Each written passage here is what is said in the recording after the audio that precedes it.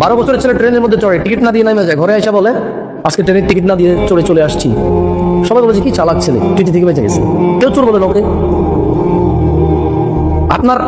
তোমরা যে 3 জন বন্ধু আছে, তোমাদের মধ্যে সবচেয়ে চালাক বন্ধুকে যে বেশি মেয়ে পটাতে পারে, সেটা ঠিক না? ও হচ্ছে চালাক বেশি, কারণ ও বেশি জানা করতে পারে। কি আমি কি ভুল বলছি? তোমাদের মধ্যে স্কুলে যে ছেলে মেয়ে তোমরা একসাথে পড়ো, কোন মেয়েটা বেশি ভালো? যে মেয়েটা তোমার চিঠিটা তোমার পছন্দের মেয়েটাকে দিয়ে আসে এবং খুব বুঝেছে যাতে তোমার সাথে প্রেম করো, ওটা বেশি ভালো না? মন নরম না মেয়েটা? This are the definition of softness. বাংলাদেশে মন নরমের ডেফিনিশন হচ্ছে তোমার প্রেমপত্র পৌঁছে দেওয়া।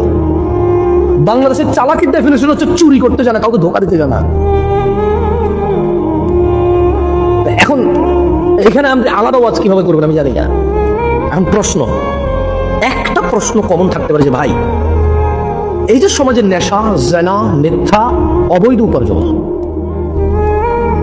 এই যে সমাজের নেশা, জুয়া, জেনা, ব্যভিচার, অবৈধ উপার্জন, মিথ্যাচার, জুলম, এগুলো থেকে বাঁচার উপায় কি? সবাই জানি খারাপ। ওই যে মেয়েটা জামা পরে ঘোরে, বোরখা না পরে মুখ দেখায় খাটে, ও জানে এটা ইসলাম সমর্থন করে না, কারণ মুসলমান। ওর কাছে জাস্ট মনে হয় যে ও শালীন আছে, ওর কাছে মনে হয় যে ও হাতা কাটা ব্লাউজ পরে নাই। মানে কেমন আমি বলি, বেপরদা মহিলার আর এদেশের নেশা করার অবস্থা সমান। এদেশের নেশাখোর যতটা মাতাল, একটা বেপরদা মহিলা ঠিক ততটাই মাতাল এসে। কিভাবে বলবো? যে সিগারেট খায় সে বলে যে আরে ওটা কত মানুষ গাঁজা গুজা খাইয়া দিনে 2টা খাইলে 1 টাকা সিগারেট, সে গাঁজা করছে নিজের ভালো করে।